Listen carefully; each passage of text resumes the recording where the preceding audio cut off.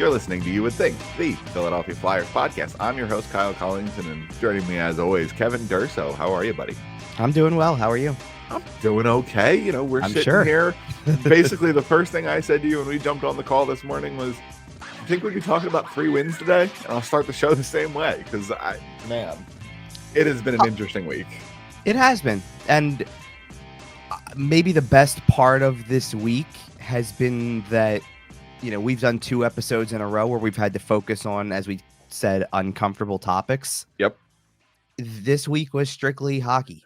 You know, and I'm not saying that that means that you put everything that happened aside. I mean, it started that it's not that it started that way, because Monday was the press conference with the Hockey Canada thing, and really it didn't offer much in form of answers. So there wasn't exactly like there's no real reason to talk about it. All we really got was confirmation from the police department of charges. That's it. Absolutely.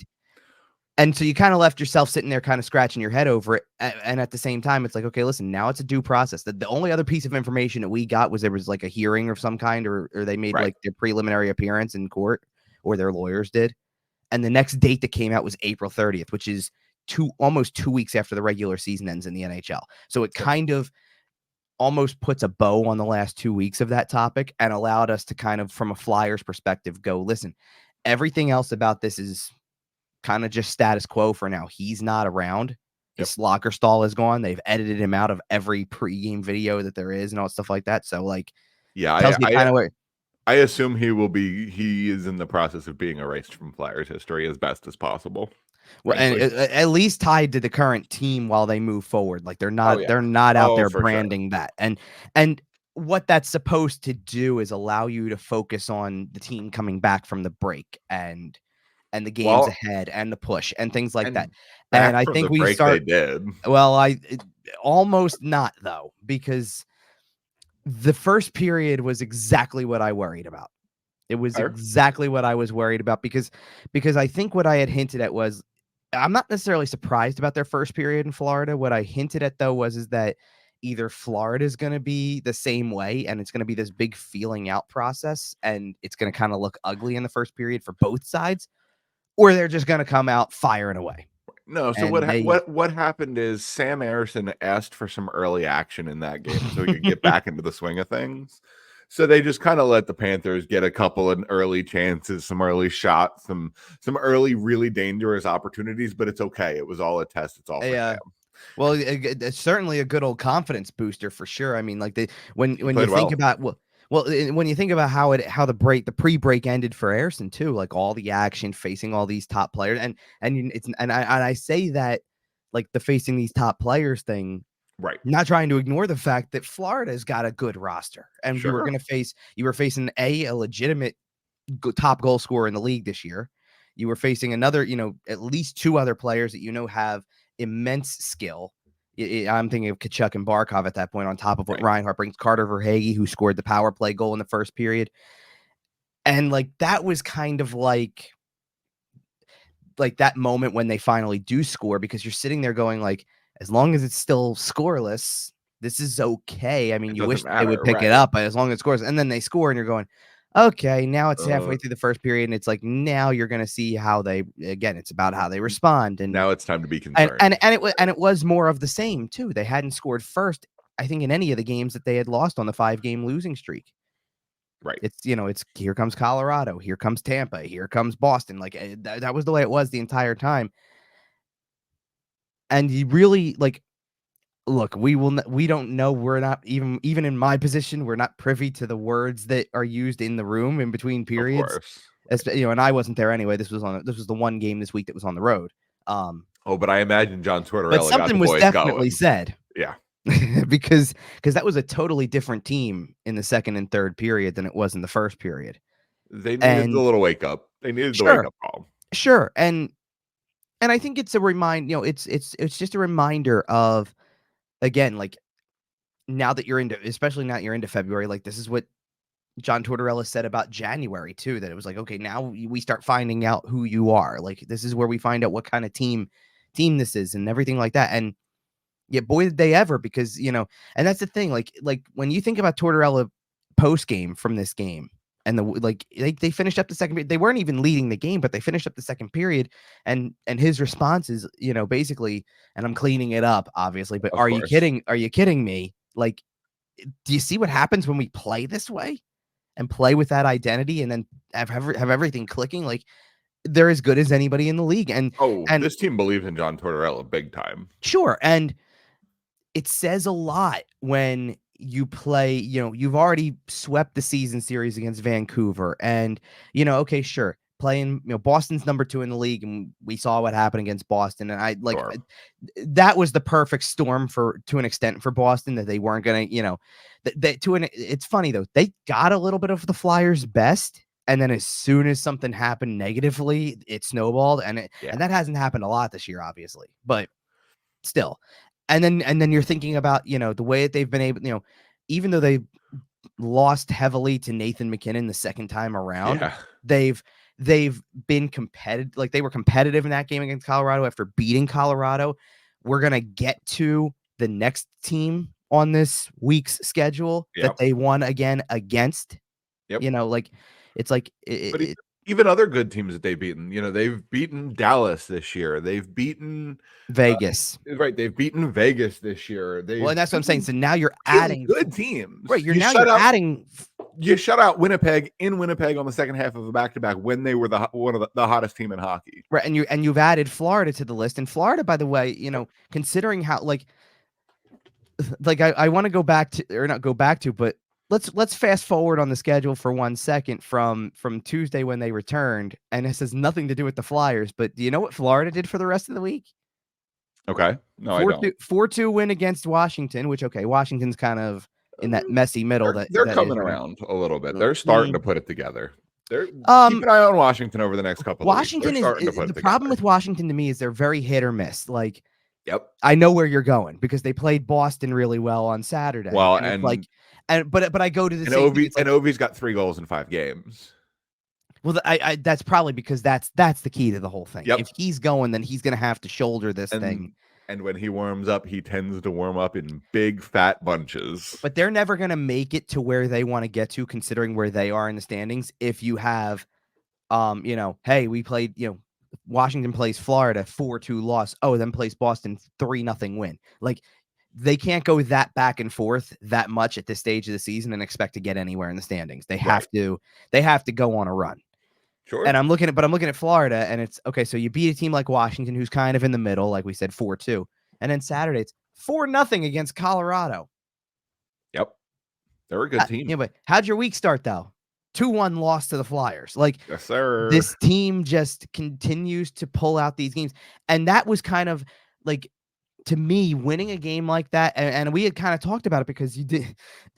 You asked me I think you've asked me really the last 2 weeks, but especially last week, you asked me where the optimism went. Right.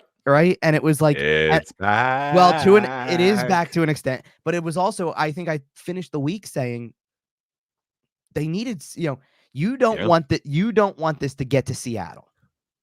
You did not want to start this week with lose to Florida, lose to Winnipeg, and then, maybe you can beat Seattle. You kind of wanted a statement. Kevin, they're 6 points clear of a playoff spot. I know. Well, and there's only one game in hand for the Islanders. So it's not even one of those. Well, there's. I don't want to jump too far ahead. The Devils, they suck. I'm not going there yet. The Devils got Jack Hughes back this week. I just want to see what happens. But I will give you this, and this was the benefit because the Flyers haven't exactly. I think on set, like, it kind of is hit or miss with their schedule this year. It's been weird because sometimes the Flyers usually either have a lot of 1 o'clock Saturdays or a lot of 7s, and it's really no in between. And it's been kind of a healthy mix. The benefit of them playing at 7 on Saturday of this week was that the Islanders were already done. The Islanders were done before I left to go back for the game. I went to morning skate, which, by the way, morning skate for Saturday was an optional, and boy, we did a lot take the option. If you know what I mean, or not take the option. I mean, because 5 guys got on the ice, and if you want to know, if you want an idea of who, the backup, 3 guys who didn't play in the game, and Noah Cates. Okay, and you know what? Let's talk about Noah Cates a little bit because we brushed by the game-winning goal in Florida. Yeah, no, that's a But fair point. I didn't mean to even segue into that like that. But yes, what an individual effort that play was. To stay with it, yeah. The Travis Konechny play was really nice. The pass from Joel Farabee, the little backhand, forehand, beautiful little move.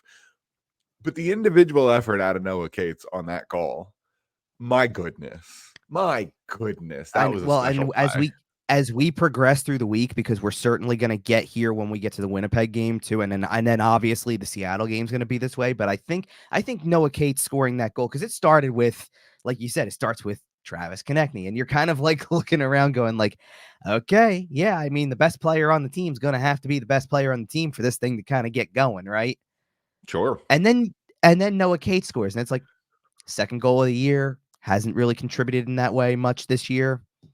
That's what you need. You're going to need those guys.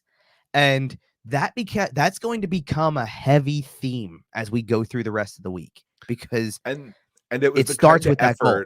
Yeah, and it's the kind of effort you get from guys who have completely bought in, who are completely committed.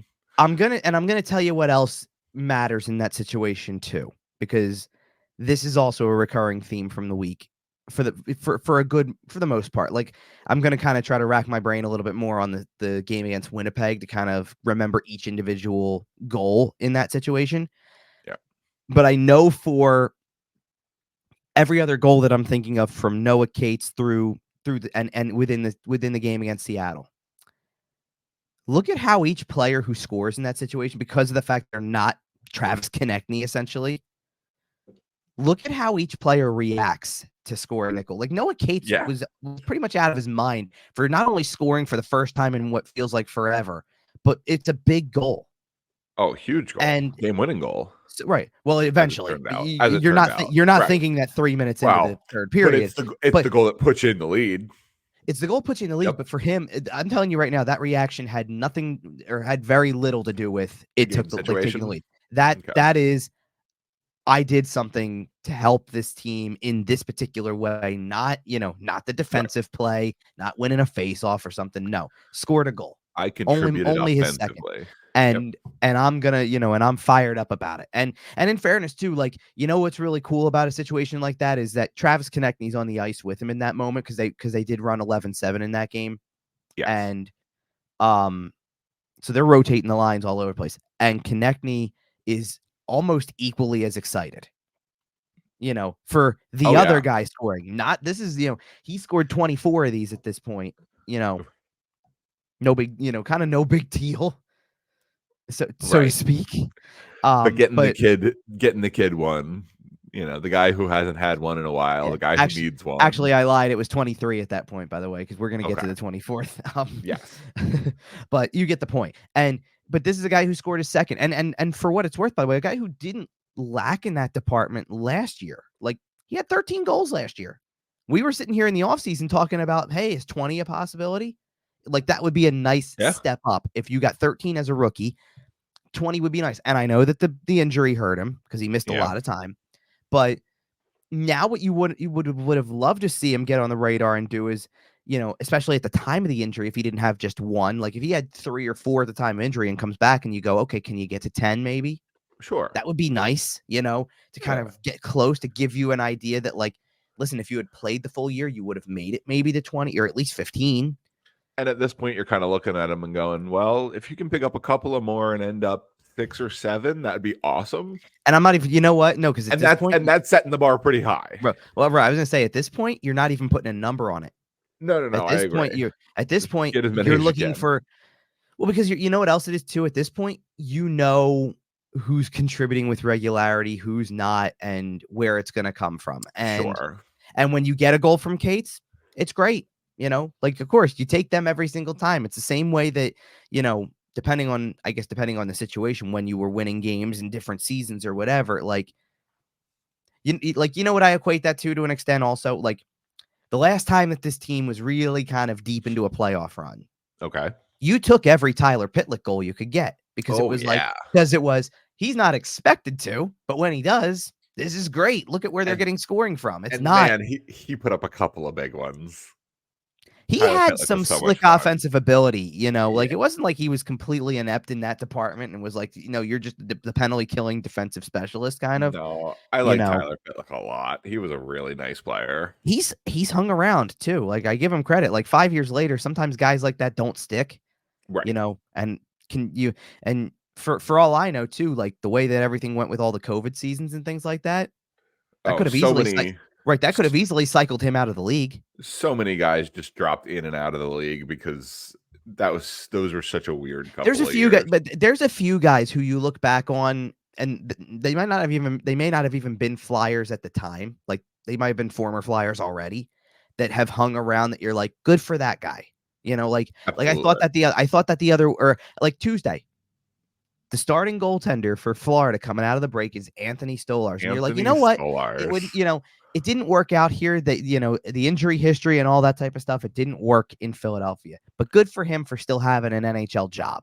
Tyler Pitlick, by the way, has 4 points in 34 games with the New York Rangers this season. Good for him. And you know what? You said 34 games, considering they've played about 51. Yeah, he's played most of them. It's like, all right, you're mostly involved. On a team that has a shot at winning a cup. On a team that's got really good depth, yeah. I mean, for sure. So if they win the cup, he's getting his name on the ring. Here, he's getting his name on the cup. Yeah. If the Rangers good for Tyler Pitlick, right. Man. Yeah, absolutely. Good for Tyler Pitlick, man. Sure. And that's every what I'm saying. Needs guys like that. It's those guys that you sit there and go, listen, if you've hung around and had a decent career, good for you.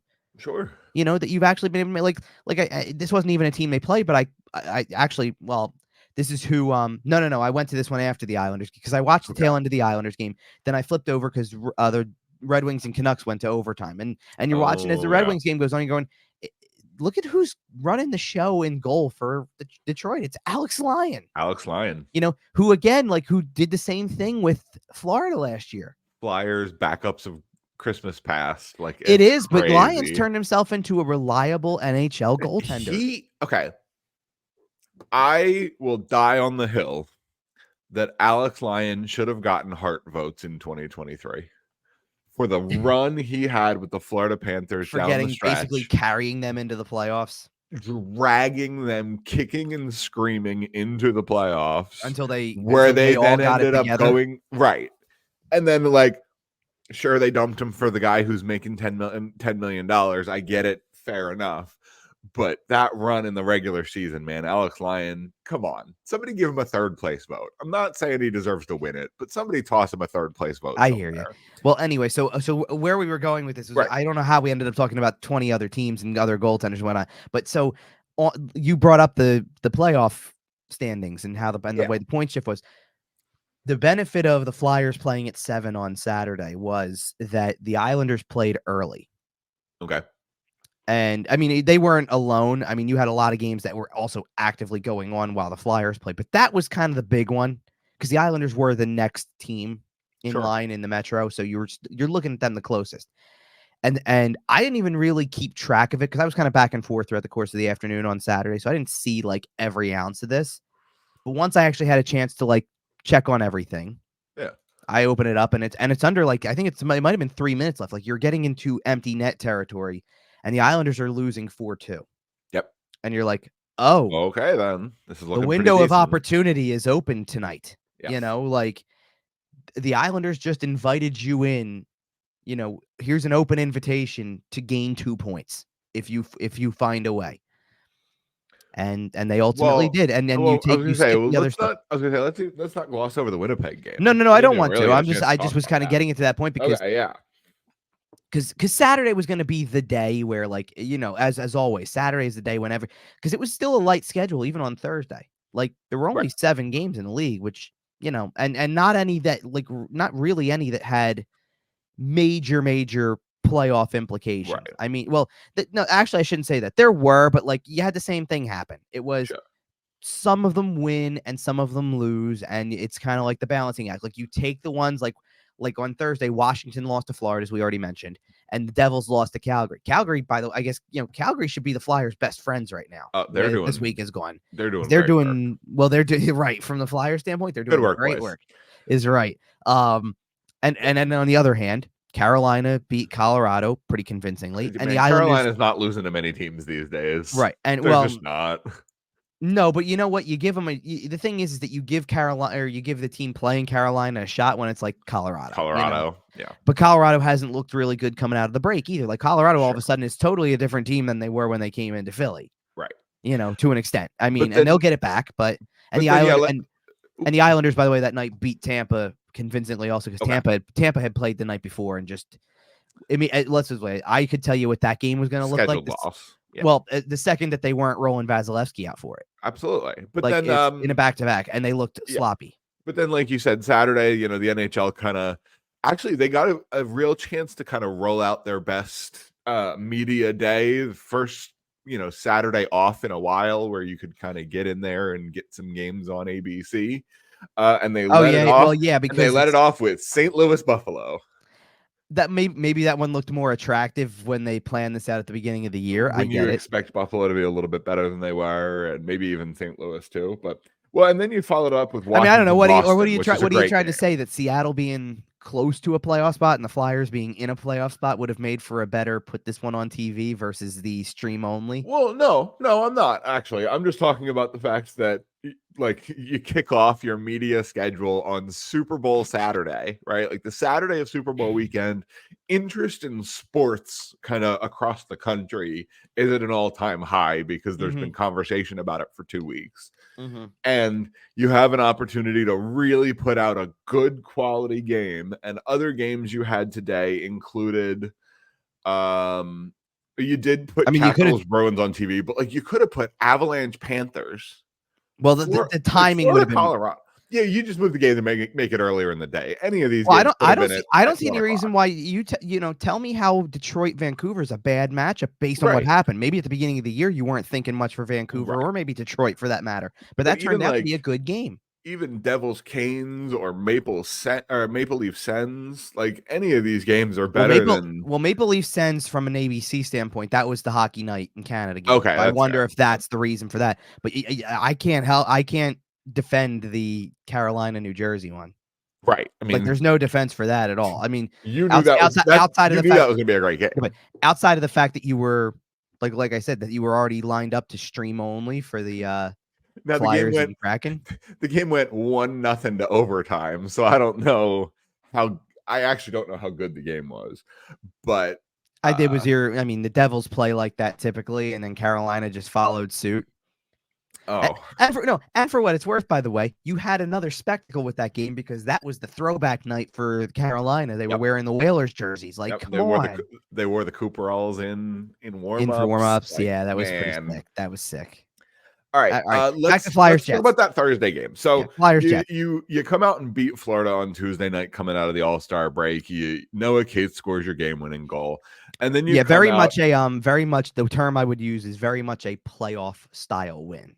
Fair. I mean, that's exactly, your goalie was great. You got a clutch goal from somebody you don't necessarily expect it from, and you had to hold on at the end to an extent, but that's how the playoffs are going to look. Absolutely. And then they roll that playoff style mentality into the first period against the Winnipeg Jets and quite frankly bowl them over in the first period.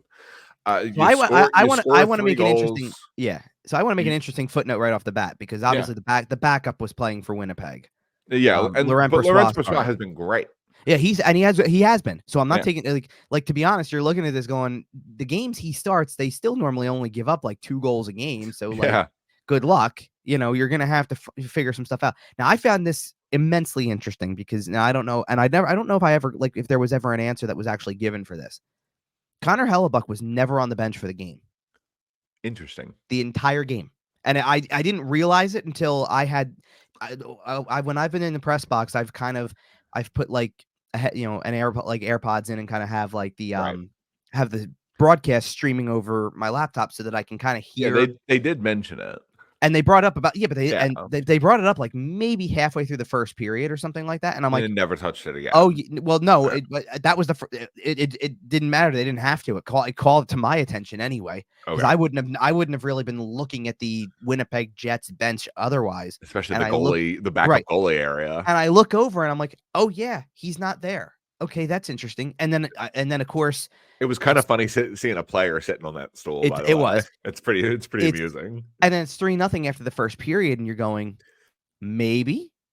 like maybe they do something. And then you look over and you realize at the start of the second period, he's still not there. Yeah. And you're like, all right, well, Brossoit's got this thing no matter what. And I wonder if Brossoit had that thing no matter what. He might have the game, but it would have just been interesting because they would have looked that direction. Right. And Connor Hellebuyck just decided not to get dressed because he didn't feel like it because he wasn't playing. I don't know. And for what it's worth, Hellebuyck had started the first meeting between these two teams, so you kind of tend to lean that direction anyway. Okay. You know what I mean? Like it's one of those things where it's like you usually see patterns like, oh, this guy's going to start again. Like everybody knew Ersson was getting that game. Right. Because Ersson shut him out the first time around. So it's like, yeah, of course you're getting Winnipeg. Of course you're running that back. Right. Yeah. And for what it's worth, by the way, so let's go to... He almost did it again. Well, let's stay with the first period for a second because they score 3 goals. They started off pretty quick. They get a goal off the rush. Tyson Forster from Ryan Poehling. More on him in a minute.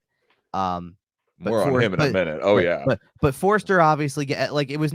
Because Forster had scored 2 goals against Boston, and it was they were basically garbage time. Like, let's be real. Like, once you're scoring after 5-0, like, no offense, but they don't count for as much in that sense. You're not exactly. And Forster, to his credit, wasn't like fired up. Like, yeah, whatever. Like, he was way more fired up about opening the scoring in a game than hey, I scored 2 goals when it was 5-0.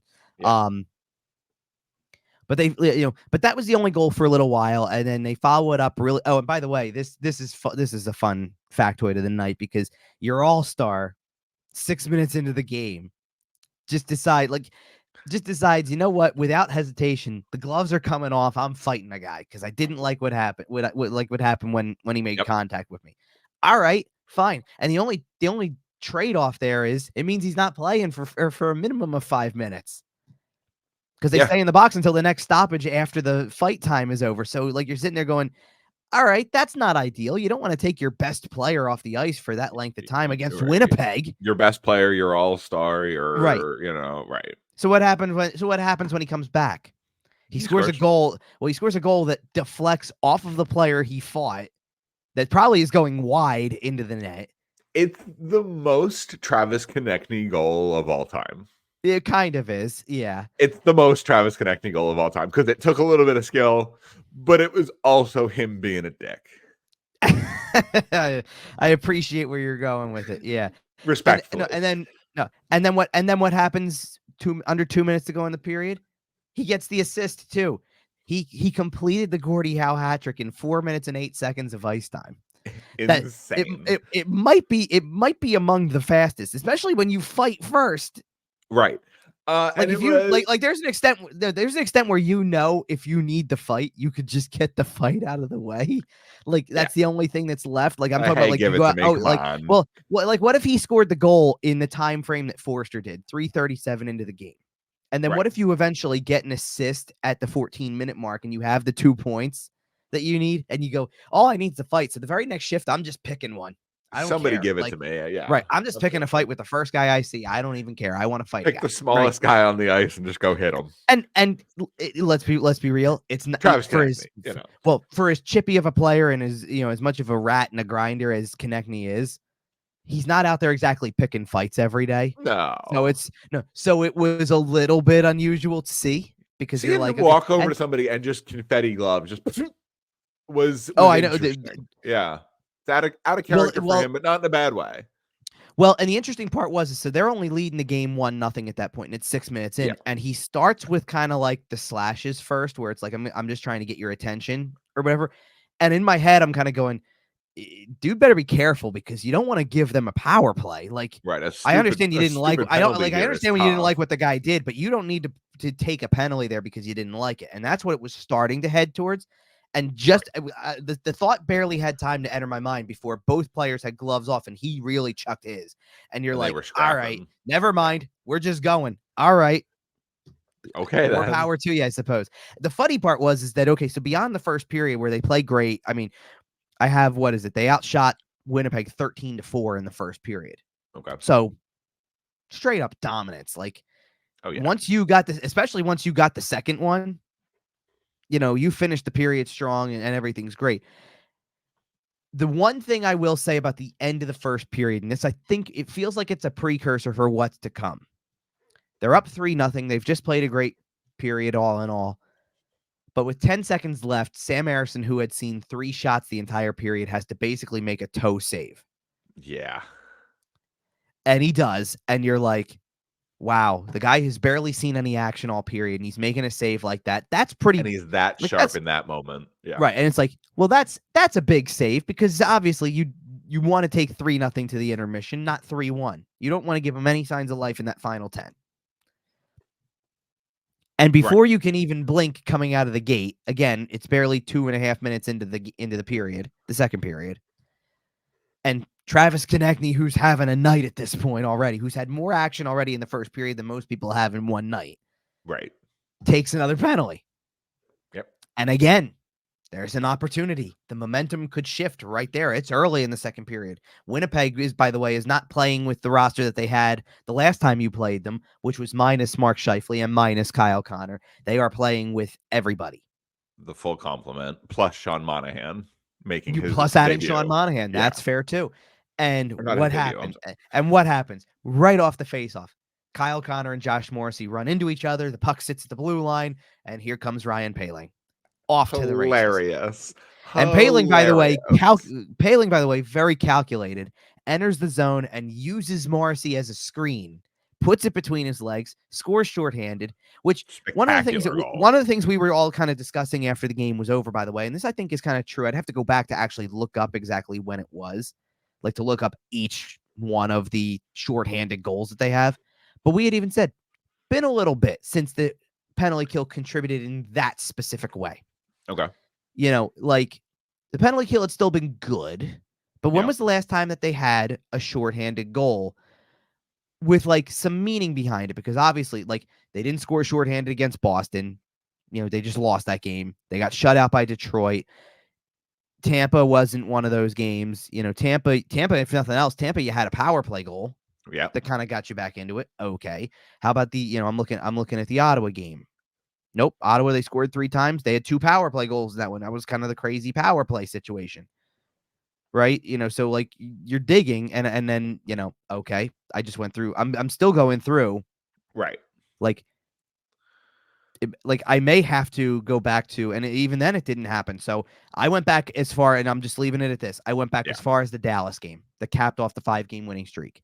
They had not scored shorthanded in that particular time frame. I'm wondering if maybe they had one against. Nope, they didn't have one in St. Louis either. So I'm thinking it goes back to like. No, I could have told you they didn't have one in St. Louis. I know. I was just trying to go through like from my own recollection here. They almost did. Like I'm pretty sure I have to go back to. You know what? I think I know when it is now.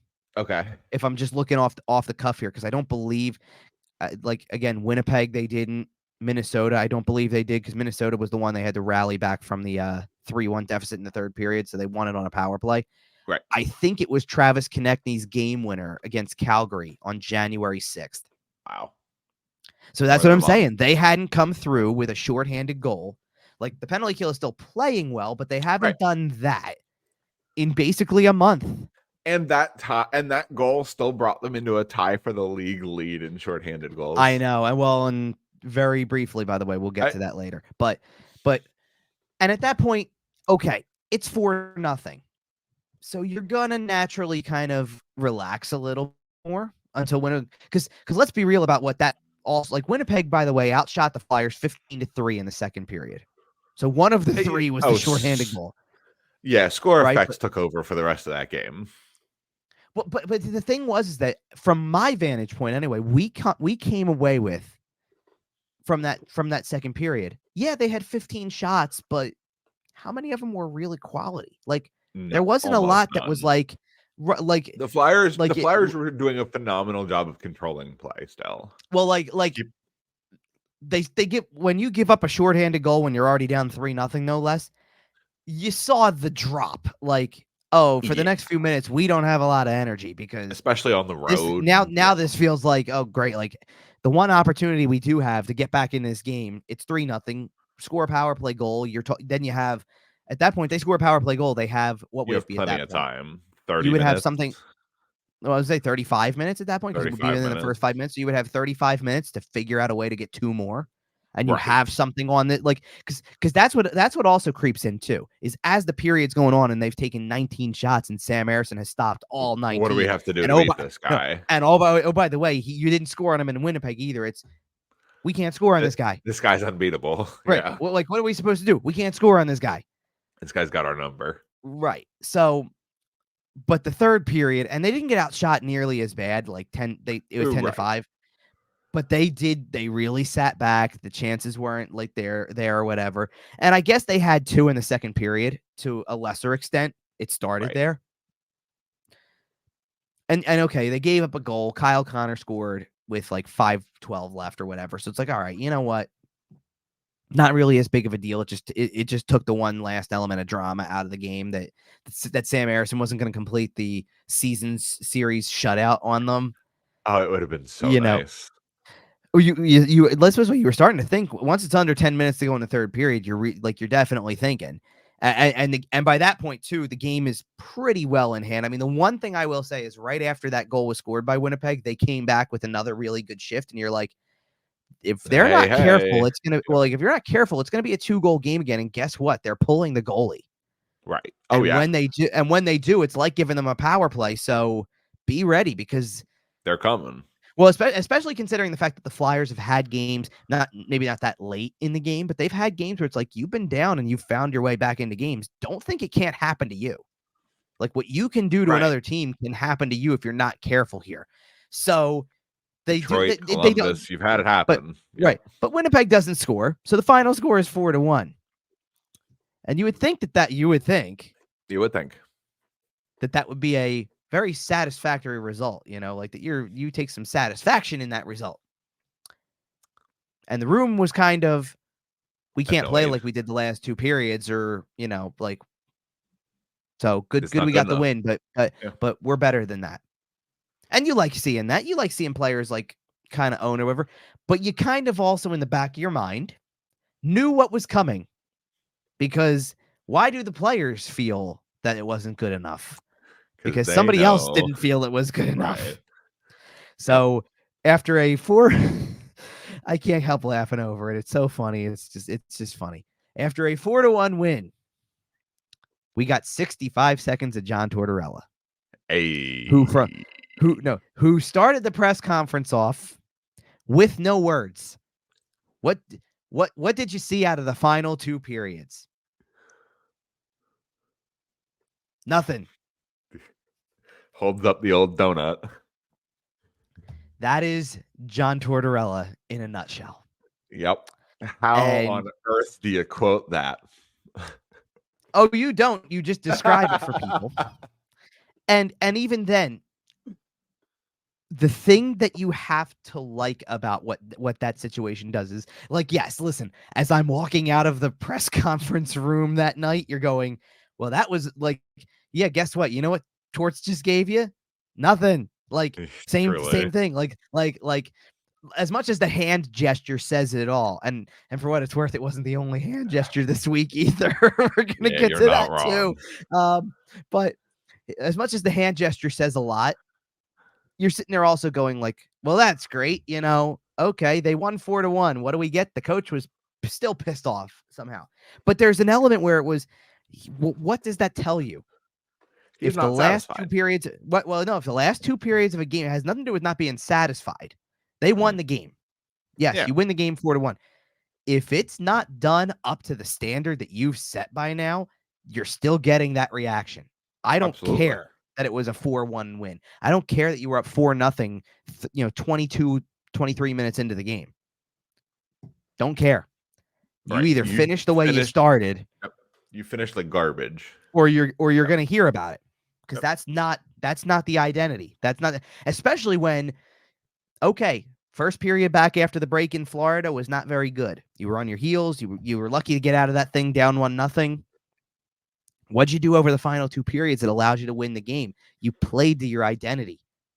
You played like you've played all year. And another team who, by the way, and this is something I don't even know if we mentioned this when we talked about the Florida game, a team that you have not played yet, who hasn't seen what you are, just got a full healthy dose of it over the last 2 periods.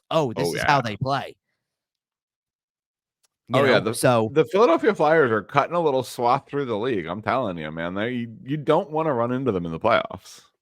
Does anybody want to play against this team for 4 to 7 games? And every team, for what it's worth, will sit there and say, I mean, like obviously, and this is the thing too. Winnipeg comes away from that Thursday game and goes, we could have done more. The opportunity was there because of how everybody felt the last 2 periods went. Like, that's why Tortorella's acting the way he's like. His response basically is, "You're lucky it wasn't closer." Like, I don't care if it was a 4-1 win and the goalie plays well and this, that, and the other. Like, your goalie was your best player. Yes. When it came down to it, you started this thing off 20 minutes in. They had given up 4 shots. You gave up 25 over the last 40 minutes and only took 8.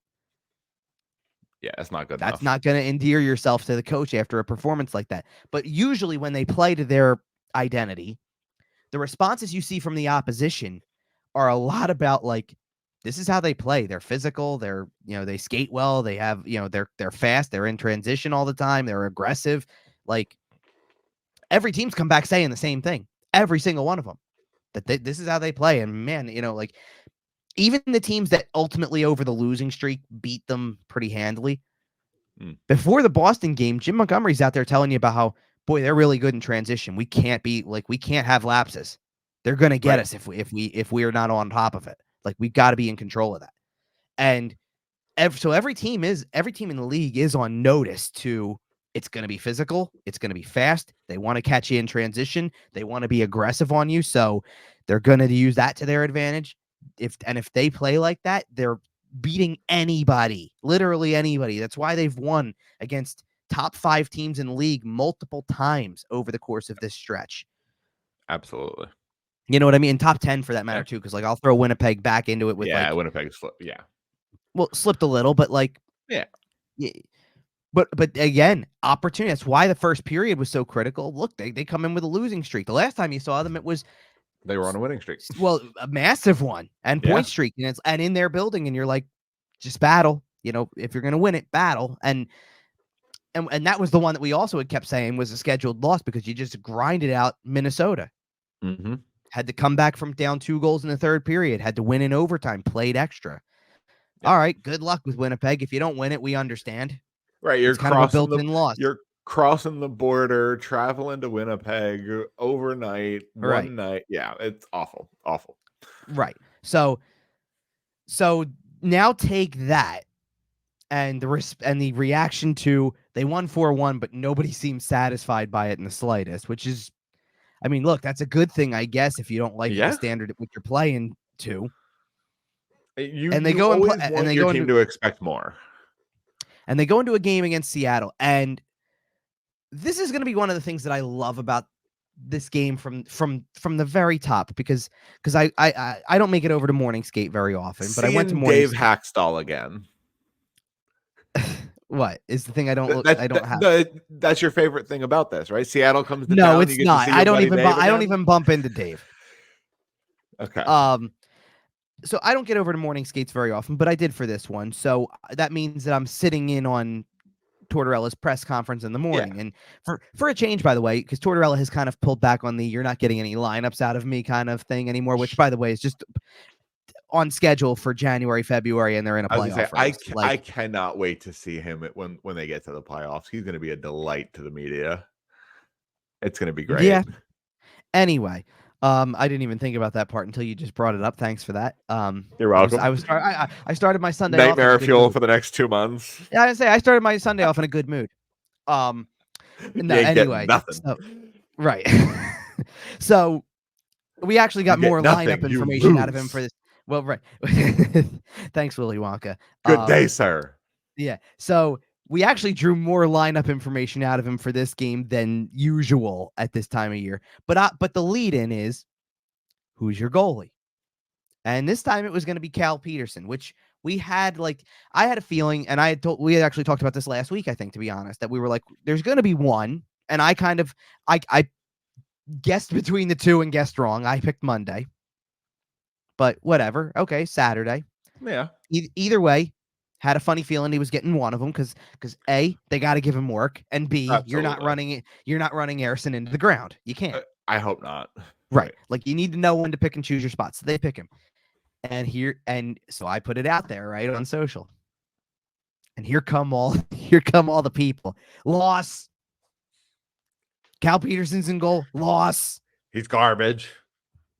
So I kind of love that, like, the game starts and he's looking all right. He looks not pretty, seeing not a lot of shots, but he's looking all right. Yep. And they get the lead. And the second that he gives up a goal, they get the lead right back. Yep. And then they hold the lead. And the second that they tie the game on a fluky goal, no less, that's not even his fault, they score again. They get the lead back. And then they finish the job. And oh, by the way, look at what Cal Petersen did in this game.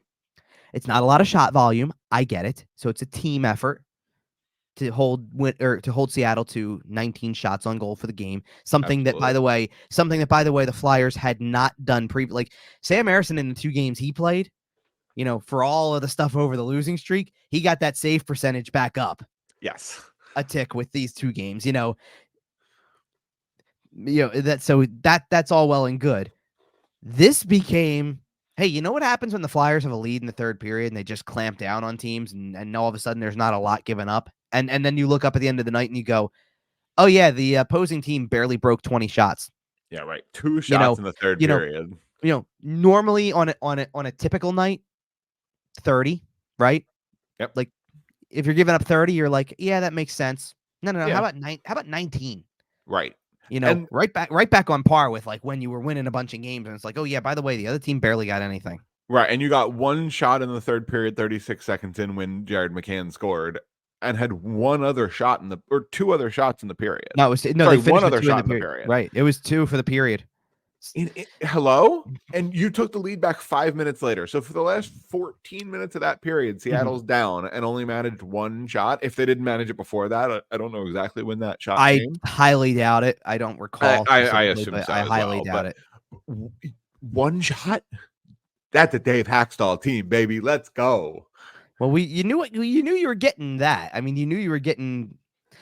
There's an element where Tortorella's brand is that too. I mean, it's got some, because it's defensively rooted, it's going to be boring at times.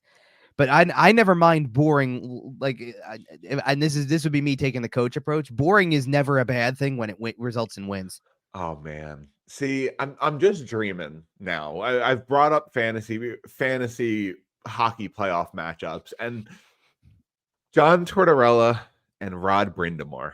Oh, come on, man. Are you saying that because that's what it is right now too? Well, right. And I'm thinking about it. You're talking about defensive styles, and I don't necessarily know if that works out in the Flyers' favor because Carolina. Well, I want to pull back on that though, because like, yes, it's rooted defensively because that's Tortorella for you, like obviously, but the aggression isn't boring. Oh, the aggression means you're a team that. No, I'm saying that the aggression is you're on the rush a lot. Absolutely. There's no team in the league. There's no team in the league this year better at creating rush opportunities than the Flyers, and then they score on a bunch of them. Like that's what I'm saying. It sounds like Optimistic Kevin is back. Well, just because what was this though? That's who they've been, and that's why I said last week, as much as there was some pessimism involved, they've earned the opportunity to come back from the break and stick it to everybody. Have they. Well, yeah, you know why? Or not know why, but yeah, boy, have they is right. You know how I know? Okay. Scott Lawton scored a power play goal to open the scoring on Saturday. What does that reaction tell you, though? That reaction is that this is, we know where we're at now in the season. I'm fired up to do something like that. It's time to go. Oh yeah. And this is the other part. This is the other part. They know this game's on national TV. They know this is an ESPN game. Well, national TV to an extent, but yes, I get your ESPN point. Plus, Hulu. It's a nationally featured game. How about that? Okay, nationally featured. I'm saying inevitably there's always people who hit you with what channel is it on?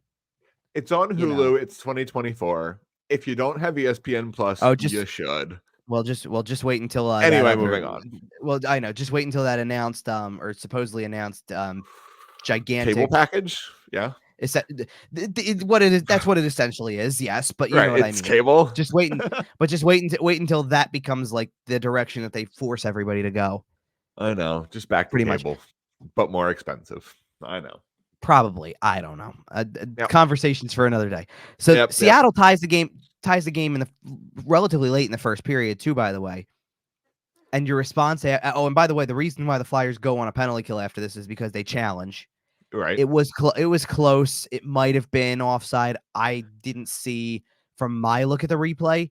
I know what they saw to challenge it. I didn't see enough to feel like it was getting overturned. Right. Well, and they've been good enough this year that I'm not willing to bring up a problem with it. It's not a huge deal, especially when your penalty kill is as good as it is. Well, that's an interesting frankly. point, because that was something that Charlie O'Connor tweeted afterwards, which was, maybe part of the reason is that if it's close and you think you have a shot to win the challenge, just go for it, because your penalty kill's been so good, you might score anyway. Yep. And if the NHL ever adopts the PWHL, the power kill rule, where scoring a shorthanded goal ends the penalty, challenge everything. Challenge every sure, goal. Sure, why not? Guy in on the red line from on a breakaway all by himself. Offsides, challenge. Offsides. Can I add in how much I love the shorthanded goal for what it was? Because all Garnet Hathaway does is chip a puck out of the defensive zone, basically from the face-off dot, and Ryan throws it the other way. The thing takes a nice friendly bounce off the boards and basically lands right on Ryan Poehling's stick.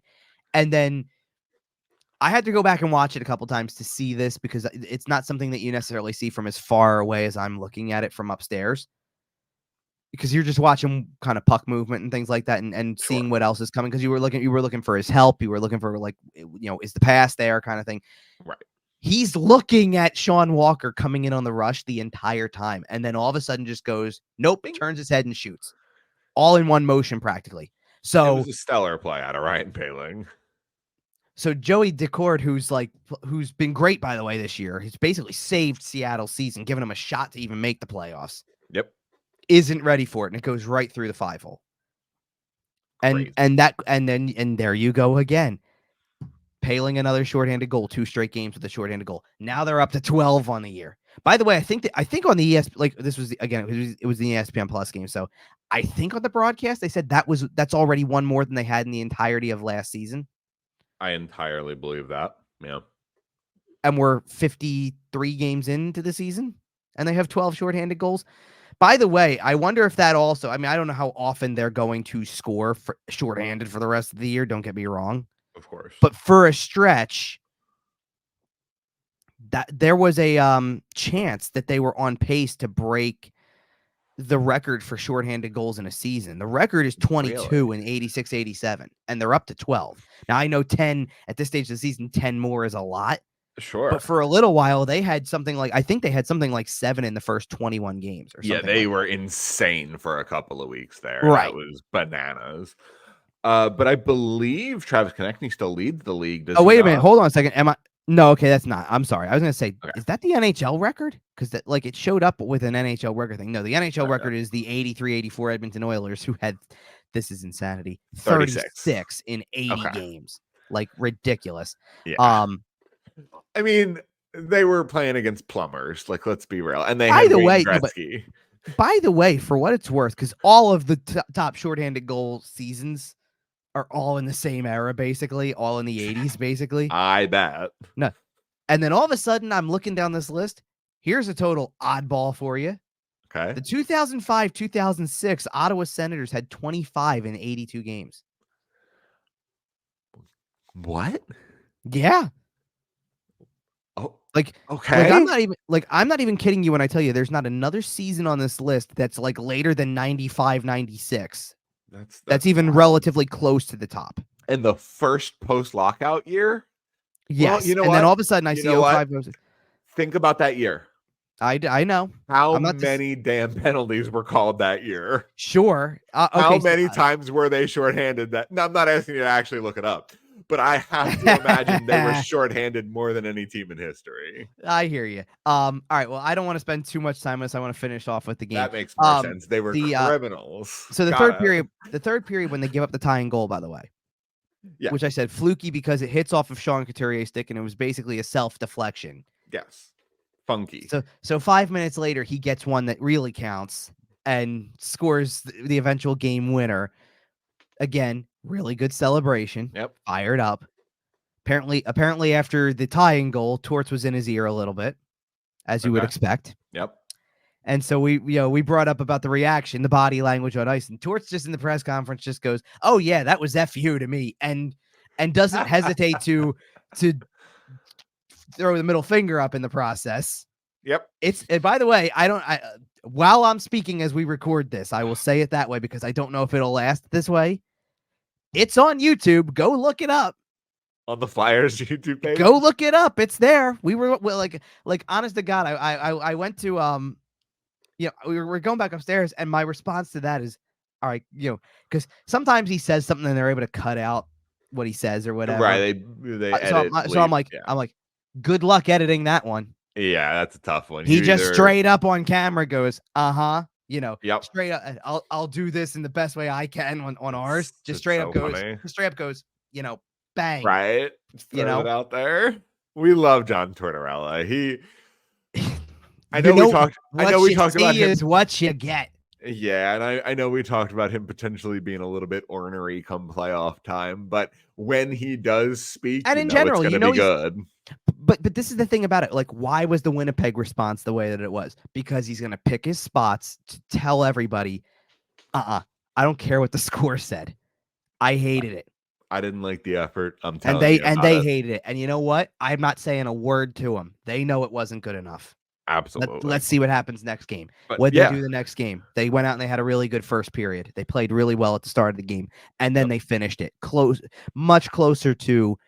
You went from playing 2 periods and surviving the first and finding a way to win, playing a great first and not playing well for the final 40 and finding a way to win, and then playing much more of a 60-minute game as much closer to one to finish it all out. And you know what that means? That means that you've come back from the break, you've won 3 straight, the standings look the way they do, and you're on to next week. You start to roll forward, yeah, and we look ahead to we got 2 normal games to preview, and then one that we'll put a little spot, a bigger one, right? So let's start with the normal ones, and I always Arizona is very much the same spot that Seattle is in this. Like they need points. Yeah, I get what you were saying. Arizona's getting more desperate.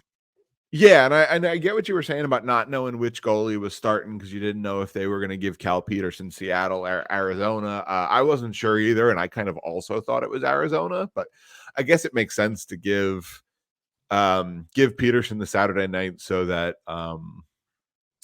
Ersson can have a couple of days off, play against Arizona, have a couple more days off. Maybe you probably don't play Petersen in Toronto, but you think about it. Oh no. You don't think so? Okay. Absolutely not, especially while they're going right now. Like I think this was very well. First of all, by the way, and again, I only saw the video afterwards. I wasn't at the practice on Friday. But if you wanted like a hint, I kind of thought there was a hint given in terms of Tortorella said something along the lines of Cal's gonna play. I know when it is. And at the very least, like you knew, okay, probably one of the next 2. Right. I get that, but which one is it? And listen, maybe he doesn't know the answer, or the answer's different. If they didn't win the first 2 games out of the break, like we had talked about, like maybe hey, listen, you're gonna play Seattle, you kind of need a win to kind of really get this thing back on the rails. Then it's Ersson, and you'll save Petersen for Arizona. But if not, I think what it set yourself up to do is you actually gave Ersson a break in the middle of a bit of a busy stretch because they're playing like the on again, off again kind of schedule right now to start this thing. And what you're setting yourself up to do, 2 points out of that is huge. Sure. And then you're setting yourself up for, okay, so now Ersson hasn't played since Thursday. So he comes in, plays on Monday, 2 days off, plays Toronto. And then naturally you're going to give him Saturday. Yeah, absolutely. He's getting Saturday. And then he gets 3 days off. Yep. So he can play Chicago, and then you'll split the back-to-back. Somebody will get somebody. So I'd be willing to bet anything that it's Ersson Saturday, Petersen Sunday. Probably, but we'll get there when we get there. Sure. We'll have another show between now and then to talk about that. I know. Well, and for what it's worth too, and I'm checking this just to see because I'm not 1,000% sure, but I wanted to see. Okay, no, so never mind. Ersson didn't start either of the games. So I wasn't sure if Ersson had started against one of the two teams they're playing coming up. I knew he didn't start against Seattle. Because that was the whole he had played the night before against Vancouver and then left with dehydration. Okay. So I knew he didn't play against Seattle, but did he play against Arizona? And that's why, just so, again, familiarity. It probably doesn't matter, to be honest. Like, we're at that stage of the season, but nonetheless. So you've got an Arizona team that I feel like you've got, again, similar opportunity like with Seattle. You have an opportunity to take advantage of. Toronto will be a test. We know this. A huge test and probably a really fun game. Sure. And you know that they're not going to be allowed to kind of think ahead to what's coming beyond a Toronto game. They have to keep their heads in that game. Well, I also think there's also an element where, and I love the fact that the schedule plays out that there's 3 games after Saturday or 3 days off after Saturday, because what that says to me is that first of all, you're only going to play 2 games over the course of the week. You have 4 days where you don't, which is great. Like, you should be well rested coming into that game to begin with. And you can basically spend yourself in that game and have some time off after the fact before Chicago. Totally. To be like, this is a show. Like, it's not just your average game. It's a big show. Let it all throw everything into this thing. Go out there, because like there were a couple of questions asked, I guess, at the Friday practice about this. I guess we really don't have to talk much about Arizona and Toronto. I guess we really should just jump into the about the outdoor element and all that stuff like that. And Tortorella is basically like, don't care, don't even want to talk about that. We just want to win the game. Sure, he's just looking at it as an opportunity to get 2 points. No, but I love it. Sure. Because a coach who's been around as long as John Tortorella has, that's all he's going to say. Well, because also at the end of the day, too, this is going to be, I believe this is the 6th outdoor game the Flyers have played in. They have something like that. They've lost. To be fair, though, not too many players on the current roster. Oh, no, There's been a lot of turnover even since the 2019 Stadium Series. Well, even down to, you ready for this one? Cam Atkinson has only played in 1 outdoor game in his life. Yep. It was in college. Wow. So he's never played in one of these NHL games like this. You're telling me the Columbus Blue Jackets haven't gotten picked for outdoor games? No, they have not. Kevin. But nonetheless, like, if a guy like that's on your roster and hasn't, like you've got guys who are sitting there saying Mark Stahl's the one who's telling them how great it is to play in an outdoor game, because he has. Like, everybody else, like Cam York, don't know what it's going to be like, but we'll find out. It's going to be interesting, right? Like, guys like that. Like, Joel Farabee hasn't played in an outdoor game, has he? Not one with fans. Because the Lake Tahoe game. Right. So a couple of them will have that. God, that game was atrocious. Oh my God, that game was such a. But like, you've got to go back to, I believe this is relative, like, to be accurate with it. Scott Lawton played in that Stadium Series game in Philly. Travis Konechny did. Sean Couturier, obviously. Yeah. But there's not a lot. I mean, I'm still so mad about that Salt Lake game. That Lake Tahoe game. That's the one that the whole team had COVID. That's the one that people forget. Yeah. Because also you didn't go to it. It's an event. Yeah. So that's, and it's interesting. Like, now all of a sudden, like, I don't know. I think that there might not have been as much buzz for this if the week started the way that the pre-break ended. Because like now all of a sudden you're sitting there coming, like, we're here. Oh yeah. Within a week, this is happening. This is our last show before the Stadium Series. We'll be back next week. I'll be talking to you from a hotel across the street afterward. Yes. Right. Yep. And it's completely snuck up on everybody. It did, but at the same time, like, it's great to see that they've played 3 games, that they've gotten the result in again to keep this whole thing going. Because now, like, let's put it this way, it matters. Oh yeah. If you're like, what did you hit me with earlier in the show? There's 6 points good on a playoff spot. 6 points clear. So guess what that means? They're going to get to Saturday and they're going to be in a playoff spot. Yep. So the game matters. Can't fight with that. Can't argue that. The game matters. And And the Flyers are in a better playoff position than the Devils. Who would have guessed that coming into the season? Guess what? It actually maybe matters more to the Devils because they need points. Oh, they need points. But so do the Flyers, and they know that. I will also be interested to see, just kind of looking forward to the Sunday game on that same ice surface. I'm curious to see how the ice holds up.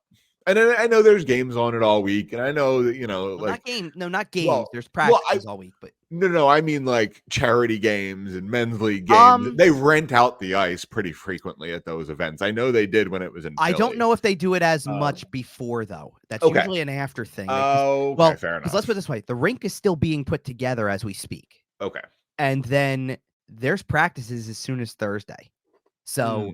I don't think there's a whole lot going on with that. They hold that for afterward. So. Right. Okay, well then for afterwards. Then I will be curious to see how the ice holds up in that second game, especially if it is in the middle of the afternoon. Because the second game is scheduled for a day game, is it not? It's 3:00. Now, I will give you this because obviously I'm concerned with that because I'm going in that general area. Yep. Friday's a high of 41 degrees. So by the nighttime, by the way, it's dipping down to 28. Should be totally fine.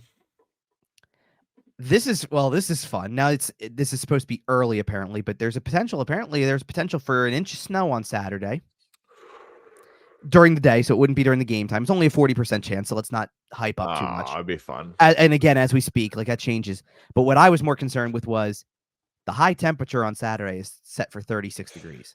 Nice. Which for an outdoor rink, you might not get more ideal than that. That's pretty solid. And if the weather does not present as last Stadium Series that we can remember did, rain, that really messes with the way that the ice probably holds up, you're in a much better spot. I think that this has potential to be really, really good weather conditions, temperature-wise, for the ice surface, and should deliver a quality product then. Yeah, and a little bit of snow wouldn't hurt anybody. They could clear that out enough that. Well, they'll take care of that. Like they'll be monitoring that throughout the course of the week. Like let's put it this way: here's something that I know is going to happen.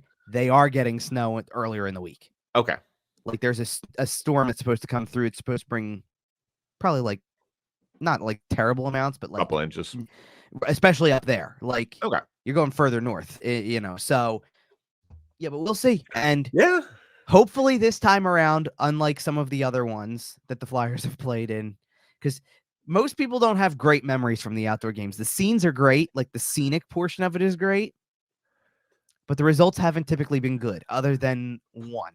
The 2019 Stadium Series is a top 5 Flyers game I've ever been to in my life. And I got to experience that one, and I obviously will be experiencing this one too. I'm very excited to be headed up there and see what the viewpoint is like, and hopefully it's a little bit better than it was when it was in Lincoln Financial Field. I kind of was watching from the highway last time. So and not to mention the fact that as the weather hit, like good luck again. Like I would love nothing more than a clear night that just allows you to see the rink and everything like that. So, well, I hope the game goes well, and I hope you have a good time up there. But I'll tell you all about it the next morning. I was gonna say, and we will be back to talk about that next week. In the meantime, follow Kevin's adventures up in North Jersey at Kevin_Durso on all the social medias. Make sure you follow him on Instagram too. We're doing a lot of good stuff over there. Make sure to follow the show everywhere too at YWT Podcast. Find us everywhere you find your podcast, including sportstalkphilly.com. All right, Kevin, we're out of here. We got 3 games this week. Stadium Series on Saturday. We'll be back next week to talk about it. It's playoff hunt time, baby. We're out of the All-Star break. The Flyers are winning. I'll see ya.